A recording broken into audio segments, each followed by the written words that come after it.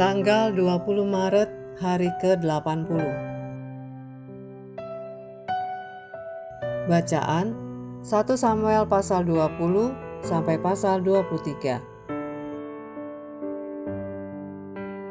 Apakah Anda punya Yonatan? Garis besar.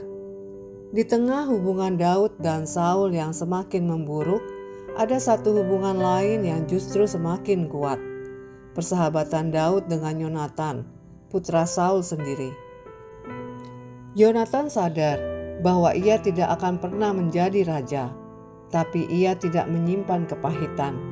Sebaliknya, ia memilih untuk mendukung dan melindungi Daud, raja pilihan Tuhan yang sedang diburu ayahnya.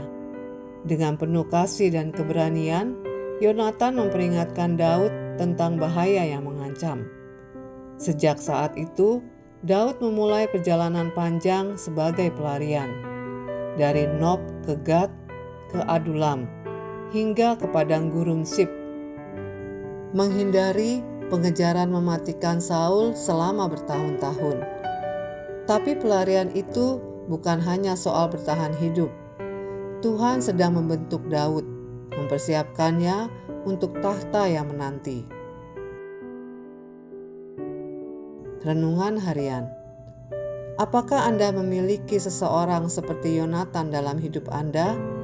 Seseorang yang menerima Anda apa adanya, bukan karena apa yang bisa Anda berikan. Seseorang yang berani membela Anda, bahkan ketika Anda tidak ada di ruangan. Seseorang yang lebih peduli pada kesejahteraan Anda daripada kepentingan dirinya sendiri. Seseorang yang ikut bersuka cita saat Anda berhasil dan ikut merasakan sakit saat Anda terluka.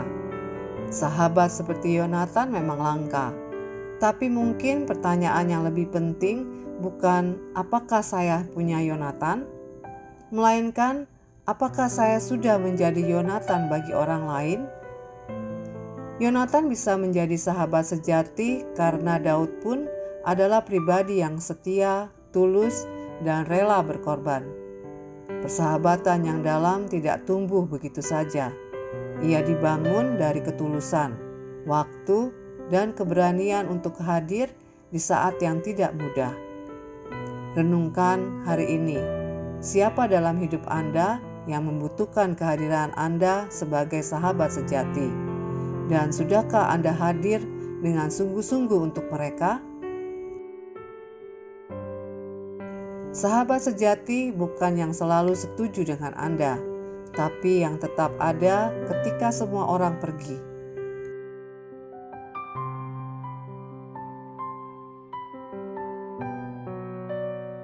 Pendalaman. Bayangan tentang Mesias.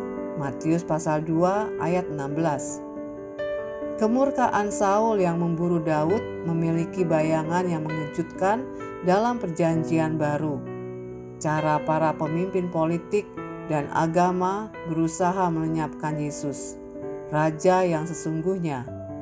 Matius pasal 2 ayat 16, Markus pasal 14 ayat 1, Lukas pasal 22 ayat 3-4.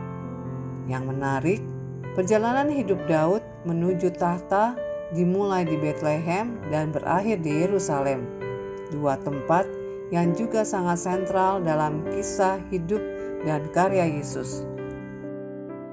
Nob, kota para imam. 1 Samuel pasal 22 ayat 19. Nob adalah kota para imam yang terletak sekitar 1 mil di utara Yerusalem, di atas bukit yang menghadap lokasi Bait Suci Salomo kelak. Pada masa Saul, tabernakel berada di Nob, menjadikannya pusat ibadah nasional Israel, sebelum akhirnya dipindahkan ke tempat lain.